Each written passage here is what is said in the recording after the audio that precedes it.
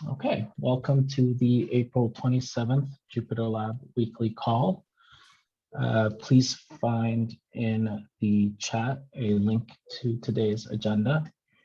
If you would like, please add your name to the list of attendees. And if there's something you'd like to discuss, please add an agenda item. If what you want to discuss will take longer than 5 minutes, then please add it at the bottom in the additional discussion section. And with that, why don't we get started? We have 15 people on the call right now. It might ramp up a bit, but that's pretty good. The first person on the agenda today is Luciano. Hey. I'm gonna be quick. So I just want to bring the attention. So we from the Elira community we have created a proposal to incorporate Elira into the Jupyter project. So just feel free to take a look at the PR, provide comments, feedbacks, or anything. And we're just getting started with the process. So that's it. If anyone has any questions or anything, please let me know. Or we have a few other folks from the community as well here. So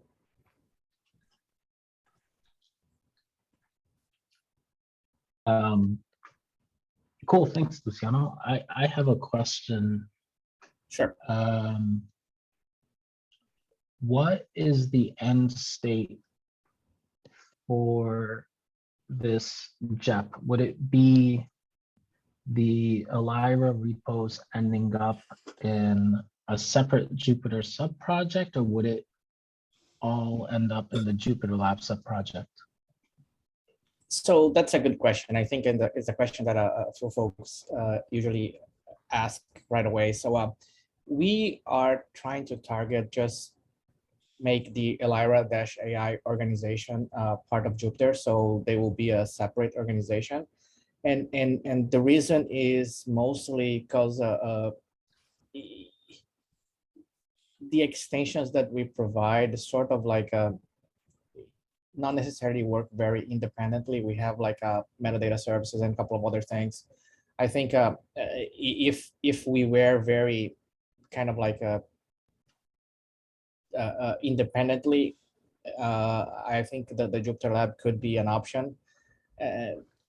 And that's why I didn't go into that direction. So for now, we just want to make Elira the way it is today, kind of like coming to Jupyter.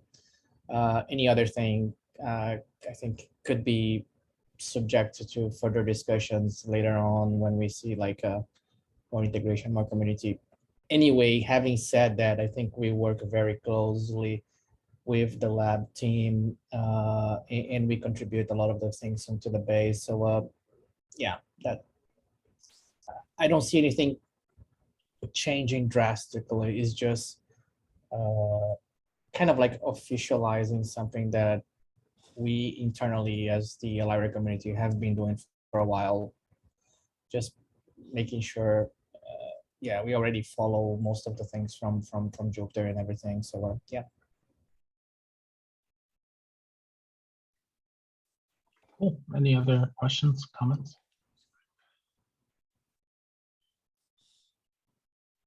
I have more questions and comments. I just think there's 15 people on the call. Surely other people will too.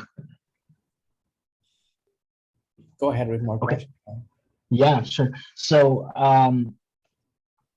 the name of Elira is the proposal that everything remains the same, but it just becomes a Jupyter sub-project that's called Elira the way, say, Zeus did. Although actually Zeus changed its name to Jupyter Zeus, I guess.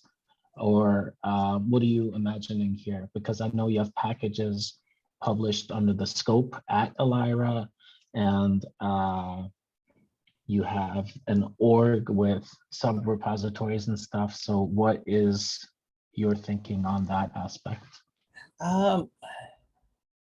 I think to a certain extent we're flexible. I think I was modeling this on Voila, which I believe they didn't change anything.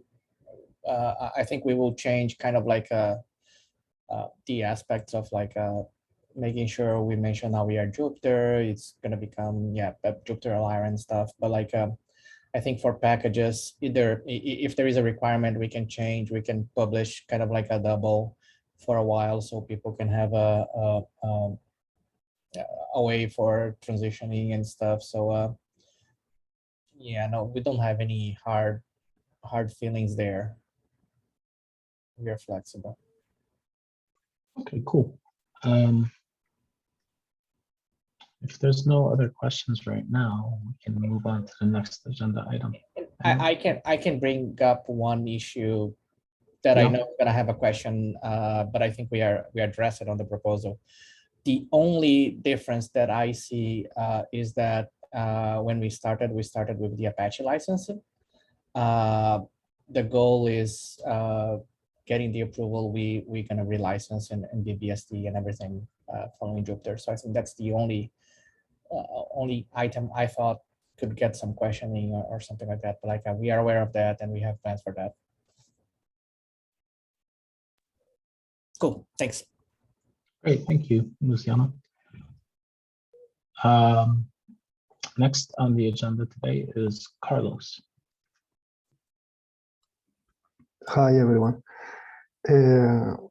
So I want to bring a PR that I opened with a huge refactor on the FTC side. So basically, when I was working on removing duplicating the data and removing it from ModelDB and keeping it only on one place, the shared models that Kevin implemented, I realized that the new implementation, the shared models that Kevin introduced, was breaking some of the fundamental concepts from JupyterLab. One of them is making everything generic. It was introducing a typed API, as he said, that some of the plugins around the documents, they expect generic data structures, and it makes everything really complicated. Apart from that, it's duplicating everything. And for example, the shared models were introducing some sort of a schema for the data. The problem is there is already a schema in JupyterLab. The documents, they have the view in one place and the model in another place. The model is representing the schema, for example, the document model or the notebook model. So yeah, there is a lot of duplication in that side, and I don't think it's the right way to go. So I opened a pull request changing how it works, like removing these new shell models that we introduced in last year, and just building an abstraction around YJS and using this abstraction inside of the existing models of JupyterLab. So yeah, that's all. Just take a look and give some feedback and all of that.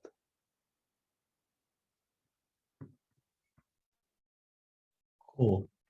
Thanks, Carlos. So I would like to learn more about this part of JupyterLab 4 because it's one of the key features. So I think I'm going to spend some time reading and reviewing this. But it's a large PR with a lot of work that you put into it. So hopefully other people on this call and in the community will also take a look, because this is the low-level work that underlies all of the real-time collaboration features that we want to ship. So it will benefit from lots of eyes on it. The fact that the APIs are changing, but that we no longer need to have two in-memory models in order to be backward compatible, since we're doing a major version bump, is really good. But it also means it's our last opportunity to weigh in on these public APIs before we commit to them for at least a year, but given our history, longer. So if you have the inclination, the time, and the interest, please look at this PR. Okay, Jeremy, you're next on the agenda. Yeah, just a quick heads up that there's a new pre-release for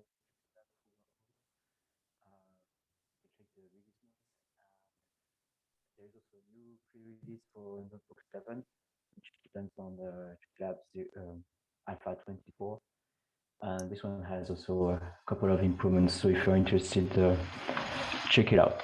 I think I will let Fred talk more about releases later. So that's it for me. Cool, thanks, Jeremy.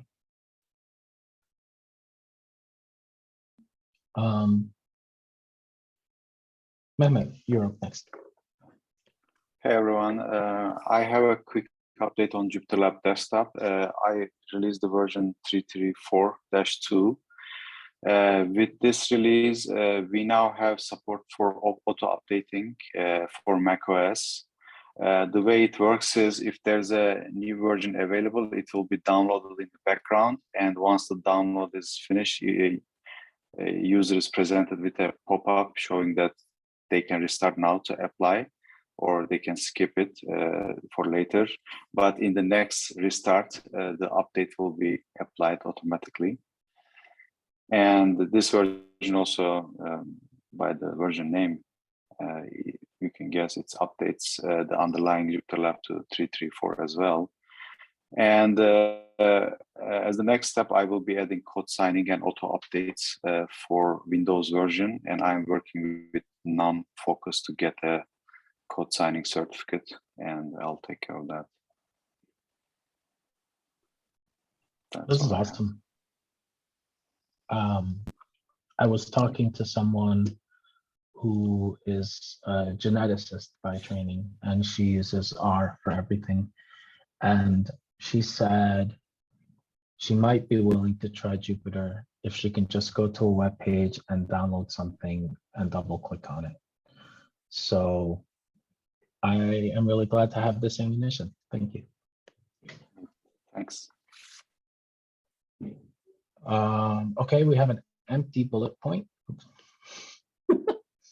And then after that empty bullet point, we have Frederic. Is he on the call right now? I don't think he's here yet. Okay, so why don't we skip past him? And no other bullet points. Oh my. Is there anything anyone wants to talk about while we wait for Fred? Or we can come up with a funny thing to say to him when he arrives? I don't know. No, really, is there anything that you would have added to the agenda but thought better of it, but now are thinking better of it? I'd say if we're just killing time, I know I've been banging my head against restore, getting restore working on my code viewer. And I was gonna try to figure out who to reach out to, who knows the intricacies of the restore, because it's not behaving like I expect it to. Did you read the essay I wrote about state restoration, Alex? Probably not. So here's one of my favorite tidbits about the JupyterLab code base. If you search the entire code base for the word subtle, it appears only once. And I do this occasionally to see if anyone else has used the word subtle, and they haven't. And the word subtle appears in a giant comment that I wrote that says the life cycle for state restoration is subtle. The sequence of events is, and then it lists out 7 points. It's really tedious. Oh, I have read that. Okay. So yeah, you can talk to me about it. I will, every single time I have to relearn what exactly it is that it does, sadly, but I'll be happy to bang my head against the wall with you to try to solve whatever problem you have. Yeah, I'll reread that after the meeting, and maybe that will, because I think I read that like really early in my in my study before I discovered a lot of the edge cases that I've found since. Like the fact that the restoration code is running and then it's deleting itself before render. And I found the line where I found the line where the node deletes itself too, because it literally goes through and says, oh, is this widget in both these lists? If it's not, set parent to null. Which is exactly what's happening to me. So, Okay. hey, there he is. Yeah. Perfect timing on Frederic. Nobody was talking about you, buddy, but it is your turn, Fred. Ready? Just throw him directly into the fire, right? Into Yeah, mouth. your turn. You're here. It's your turn. Yay. Ready? Nobody has much thing to say. I lost my note. I What can want give to you a say. moment asking a Oh, question yeah. if you want. It's okay. Yeah, take your time. No, it's just I was still on the HackMD from the previous meeting on Notebook. So, okay, about my points, let's start with the easy one. So I did the release of the beta version for the 3.4.0. The plan is to cut RC tomorrow or maybe on Friday, as Alex has pushed a PR asking if it can make it on 3.4.0. Could be possible, and then the final will be on Monday. The one that was planned to be included, the PR about is it the ability to scroll the tabs in the doc layout that was started by Mike, unfortunately is not part of it because he didn't have the time to finish it, but otherwise all PRs are in that release. So that's for that one. There has been a question, I'm coming at the middle point. There's been a question about from Jason and Brian about the output teaming, because typically Vega is able to have a dark mode or a light mode, but it needs to re-render the graph when the theme is changing. And the question is, should we change the render mime interface to have some kind, either to have a signal passed to the that interface for saying to the widget that the theme has changed, or do we need to do something else? I've put some points there because the question is like, for now, the render mime interface doesn't depend explicitly on luminous signals. So if we want to extend the interface, that means we add a new dependency. And that's probably more a question about what's the scope.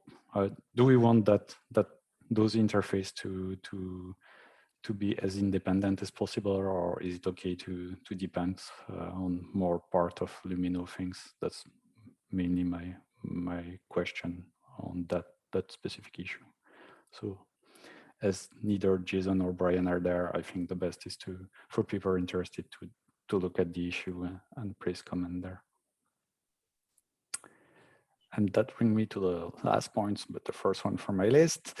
So we had last Friday a specific discussion about the usage of a toolkit within JupyterLab. The conclusion of that specific meeting was that people were in favor of adopting a toolkit based on the specific library fast design from Microsoft. And to move forward, we need an official agreement, if I'm saying that correctly, Darian. This seemed like a good first membership vote for the JupyterLab Council. So I think what we can do is have a Team Compass issue where we basically tag, there's a team in the JupyterLab GitHub org called JupyterLab Council. So we can tag JupyterLab Council and ask everyone to probably vote with the emojis, I think is a good plan. Just a thumbs up and a thumbs down emoji to officially record a vote, unless on this call, we just arrive at a consensus and decide, cool, we're doing it. But because we want to make sure people who can't come to the call have a chance to weigh in, and because votes nominally are supposed to take a week, and because I don't think we have even half of the JupyterLab Council on this call right now, it's probably best to do it with a vote instead of trying to gauge. I don't know if some of you were on the last call. We tried on a much simpler issue with only 7 people on a call, and we failed to arrive at a definitive answer. So, oh, Isabella says GitHub discussions has polls. Yeah, I think in this particular case, an issue is really good because it really is an issue that, you know, might show up in a search in the future, and like it's a good thing to point to. And it's not one that is like a sensitive subject or anything like that. It's just a question of, do we pick a technical direction that we're happy to go with? So there does remain the larger question of votes that you might not want your name attached to, but you might want to vote on. And we don't really have a great answer for that yet. Thus far, we've been conducting those in a mailing list, but they've only ever been about voting for new council members. They haven't been about anything else. Yeah, so yeah, I suggest opening up the Team Compass issue. But I wanted to ask about the previous point you were talking about, unless someone wants to talk about this one right now. Are there any comments on the fast elements issue?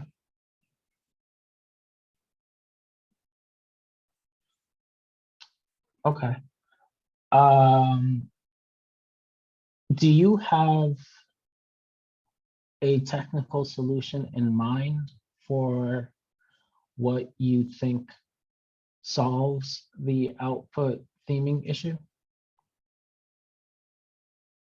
I know you proposed one way of doing it is with a signal. Is there a JavaScript only way of doing it, like adding an optional callback or something like that? Or like, what are the things that you've considered here? So the easiest thing I'm seeing as pure JavaScript is to use the attribute on the body that we are setting for saying the theme is light or dark, using a mutation observer. That's the easiest solution that I'm seeing. And does mutation observer work on all the browsers we support? Yeah, nowadays, yeah, it's supported correctly. Okay. Is there a downside to doing it this way? People needs to know about it. I don't know. I mean, the other possibility, I don't know what would be the other possibility actually. The only one I thought, but I'm very not happy with that, would be to say on every widget that is rendering an output, we have an attribute, and instead of passing a signal, we will automatically set that attribute. But I'm not a big fan of doing that neither.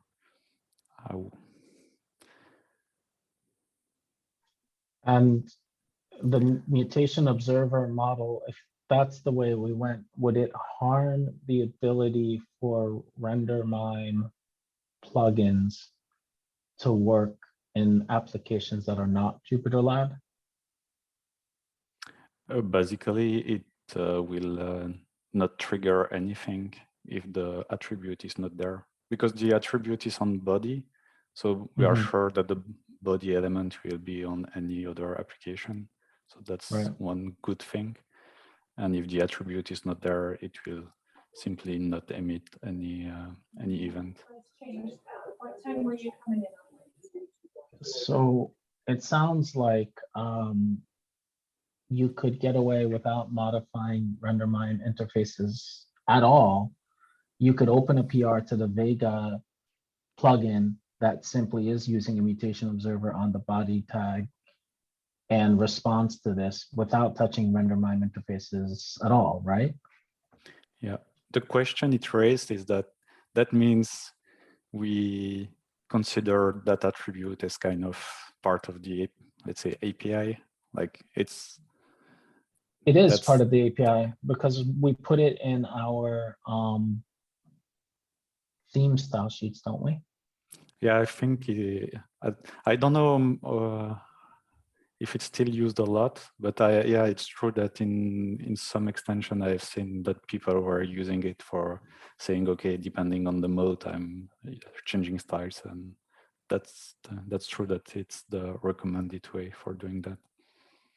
So I think it's safe to consider that part of our public API, and it's a pretty old part of the API that's been around and hasn't changed in a while. So it seems like if you can get away with not modifying render mime interfaces at all and have the behavior you want, and we simply have two different ways of knowing whether theme has changed. If you're writing a regular extension, you can bring in the theme manager and listen to that signal if you like. But if you're writing render mime interface compatible plugins that are simpler, but they still know this thing about the context of the application they're in, that seems like a good solution to me.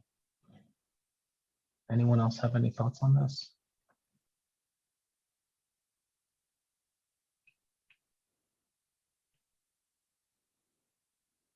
It's a strange experience in my life where very often I'm on a call with a ton of people and I'm doing 60% of the talking. It seems like a failing on my part, to be honest.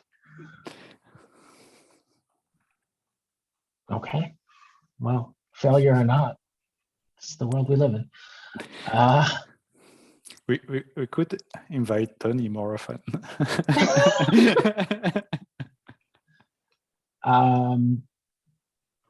All right, so that is the end of our agenda. And today we don't appear to have additional discussion items. Is there anything anyone would like to announce or talk about that they have held off on thus far? Otherwise, we are wildly ahead of schedule, which is cool, but surprising.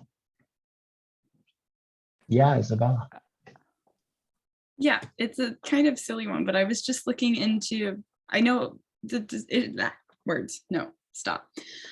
simple mode in JupyterLab. A lot of the decisions for how that was made, right, exist across several issues was kind of what I was seeing. I wanted to check, like, is there a place, like those all just exist in other issues and I just kind of have to sort through them, right? There was no like place that people made decisions. I guess I'm just trying to, I want some info on like why some decisions were made, because I like to understand before like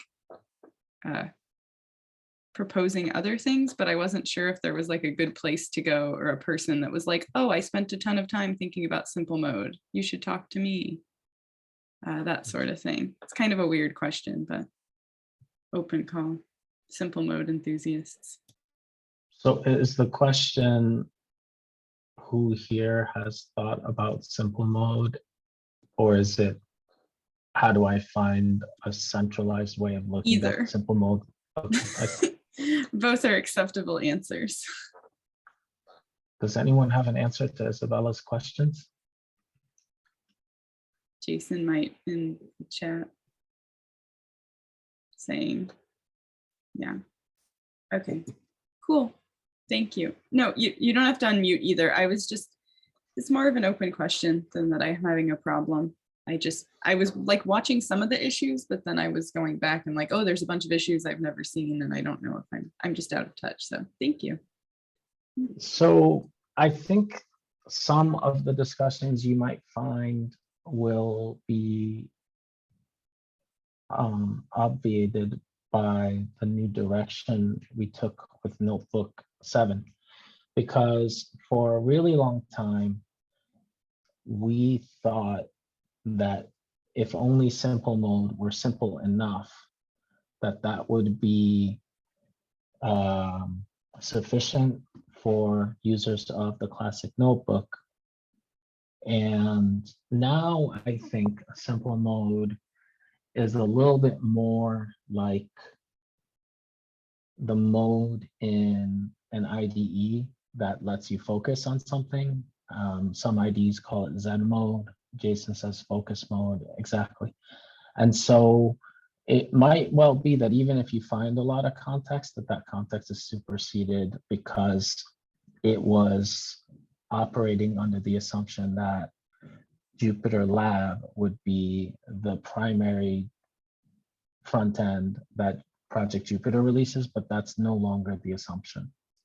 Yeah, I recall that discussion. The thing that I was looking at it for was, I know simple mode is used for the like mobile view, basically, or like to basically to handle all the responsiveness from my understanding. Like I was playing with it more and that seems to be the case. So yeah, that's more why I'm looking into it, because I'm worried about the responsiveness for some accessibility stuff, but I don't have any like big understandings or critiques yet. I just would rather like have an informed understanding. So that's why I didn't put it on the agenda, because it was kind of an open question, but since we had time. So sure. Yeah. Yeah, and if you run into something that one of us wrote some time ago and it's ambiguous, feel free to try to get us to resurrect that context, but I can't promise anything. yeah, thank you. I'm not looking for promises, just I don't know. I don't like it when people show up and are like, this is a problem, and haven't like read anything else that exists. So I'm just trying to not do that to you all. That's all. Thank you. Thank you. Okay, cool. Anyone else want to raise any topic of conversation? I didn't post-process it yet, but I can show quickly the result of the Markdown parser comparison using JupyterLab parser render vs the common Mark GFM one, if people are interested. I am interested in this. I'm also interested in asking you to re-demo what you demoed at the community call yesterday. That was pretty slick too. I can start by that if you want.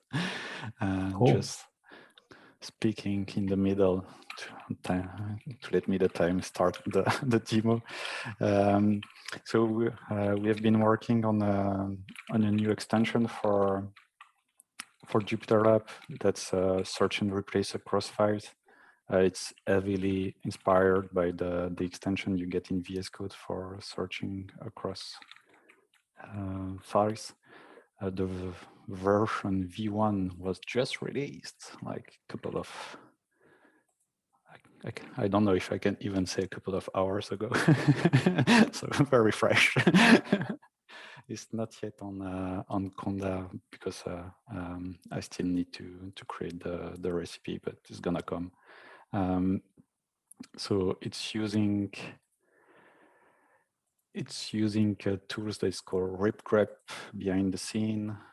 For those that don't know ripgrep, ripgrep is like grep but very efficient. It's a command line tool. So the extension is a front-end server extension, and it requires a file system because ripgrep is testing the file directly from a file system. And so that's the extension. You get a new panel. So of course you can start typing things. You will get a group by file, and for every it's you will get the line. If you click on the line, you will get selected the matches, and the file will be open.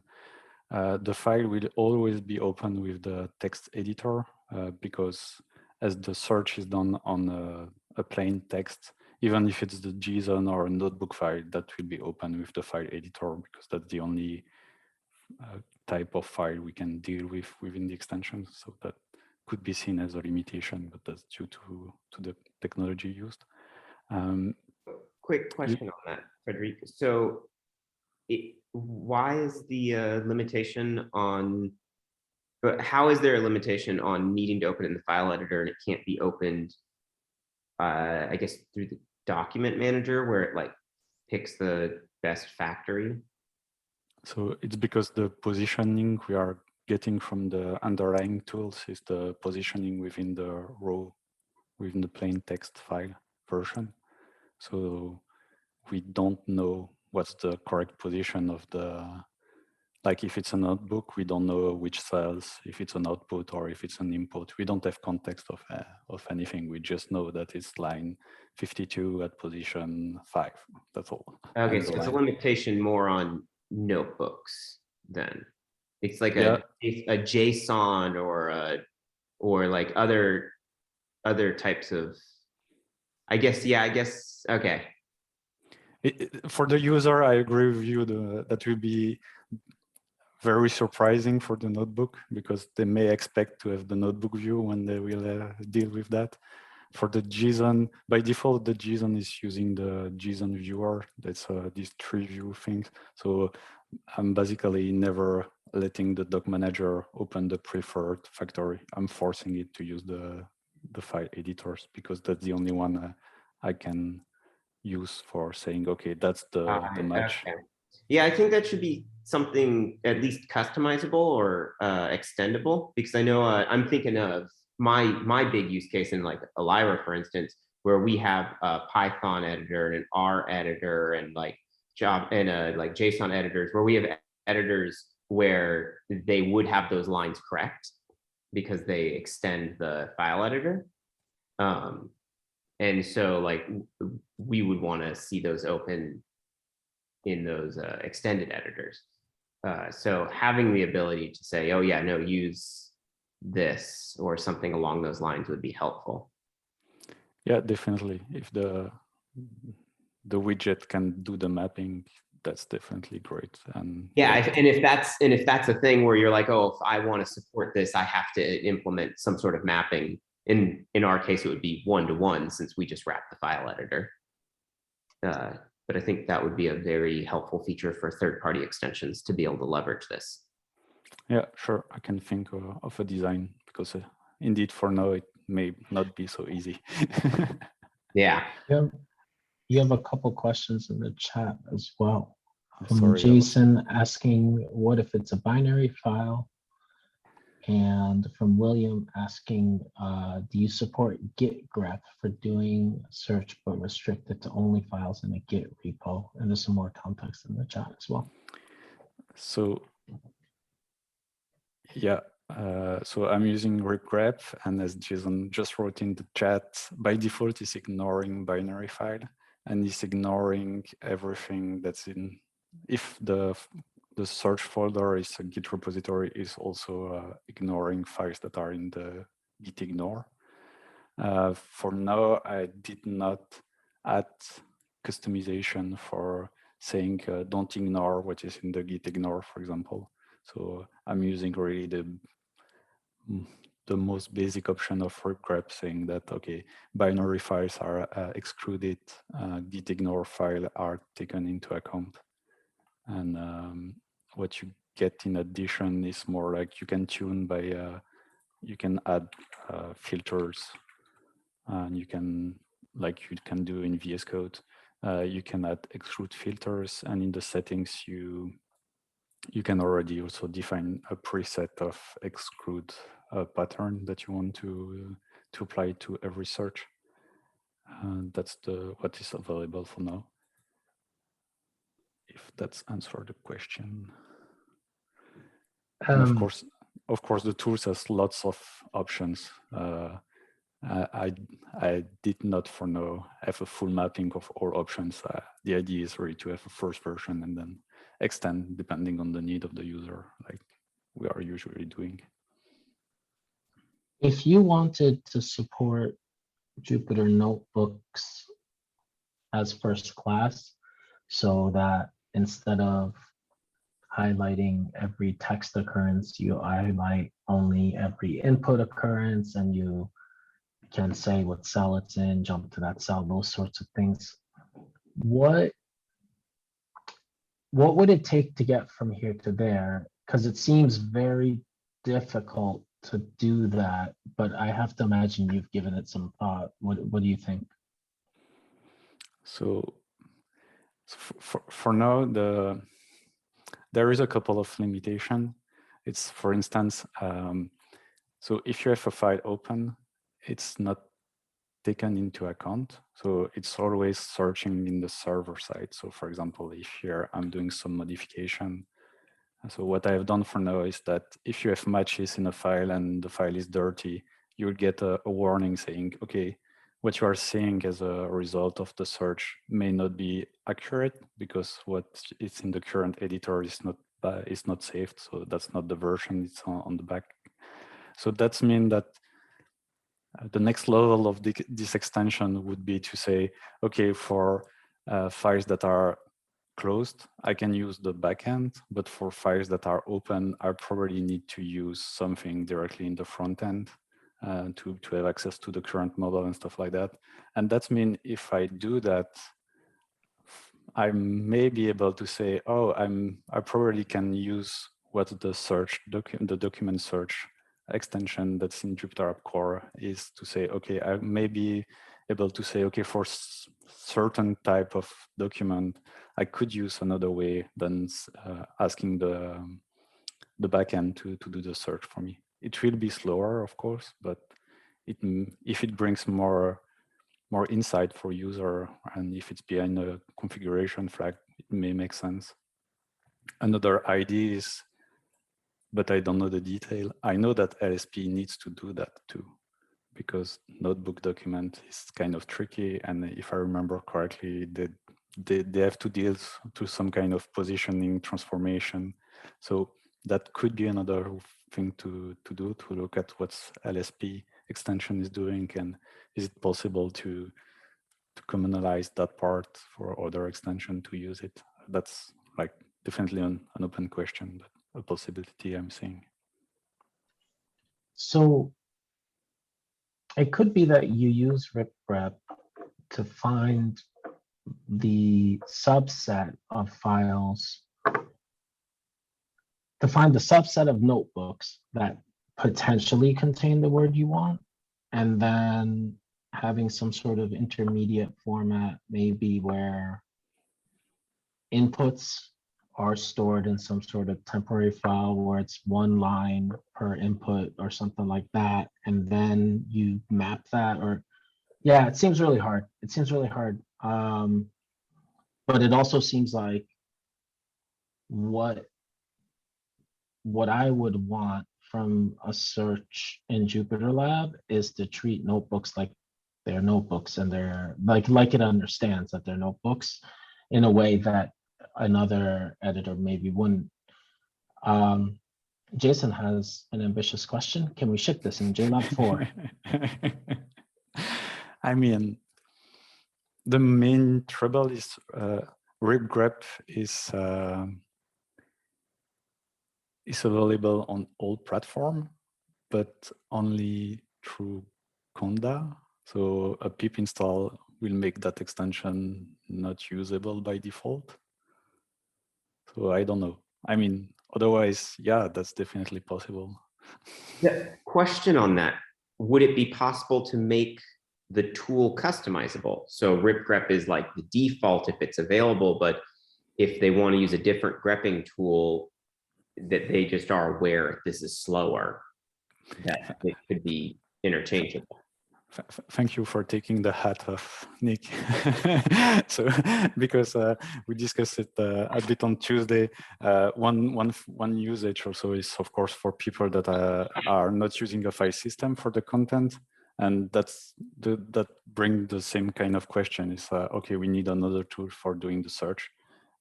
So that definitely is possible because we could simply reroute the request to something else. Or do like the content manager to be able to change the class that's doing the search on the backend to say, oh, I provide the custom one because I have a custom content manager, for example. So that's totally possible to solve that trouble, let's say. A solution, for example, also for Jupyter Lit could be like, you could preload some index of your folder if it's not too big. That could make the trick too. So yeah, there are technical solutions.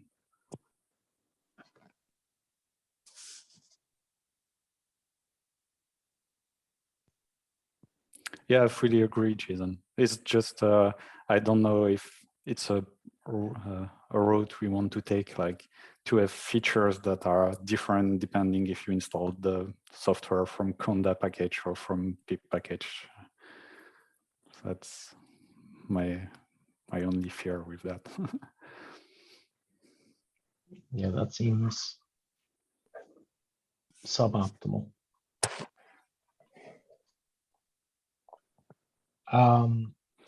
So I forget, but of course you can do the replace. Oh yeah. I could have put something else. So and when you do a replace, you get like VS Code. You can replace everything across every file. If you do that, you are prompt with a confirmation because you cannot undo it, and you can ask for not seeing the dialog next time. But still, to get some kind of protection, we are calling the creation of a checkpoints for every file before doing replacement. So there are some kind of backup, let's say.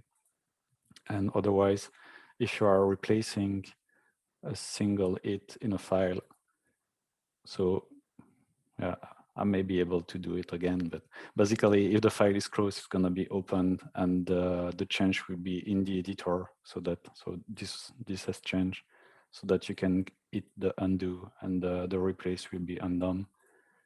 And if you do it at the file level, that will be the same. Or I get some same thing that was not correct. Oh yeah, the undo was not registered, but that's what happened here. So the edit for replacement of JupyterLab, and so you can undo again. The difference is that if you are doing multiple replacement within the same file, the undo will change. Like for code mirror, it's a one edition of all matches within the file. So the undo will unchange every matches. But at least the user can restore the changes. And yeah, that's it. And it's also supporting like the cool features. So you can do a regex search and use the group for the correction. That's working too.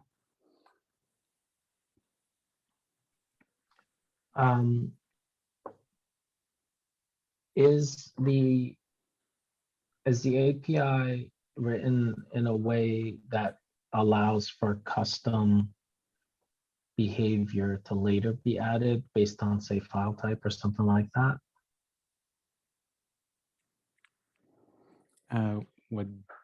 What do you mean? So for example, like you're talking to a server, right? Like, could it be the case that there's an additional extension point or something where someone says, hey, you know what? Anytime a file ends in a certain extension, pass it to me and I'll return search results or something like that, so that we could implement some sort of specific search instead of the default textual search. Yeah, we could do that. For now, it's not done like that, but it depends also on what's the best position for doing that. Like, is it better to register something in the front end or in the back end? But yeah, it seems as though like, what's the general answer to how do you get meaningful search results for notebooks? Like, notebooks are one kind of special file, but there might be other special files that we want to do special sort of searching on. And I think the answer for that probably has to be something on the server side of this, but yeah, I don't know. I'm just thinking out loud. because it's as you said, like one way we can do it is to say, okay, we are using rip grep like raw web grep as the extension is doing. And when we get the list of files in which there is matches, we redo search for specific extension. That's one way of doing that. Or the other way is just to say, okay, we launch 2 separate research, one for specific and one for web grep. I don't know what's the best solution.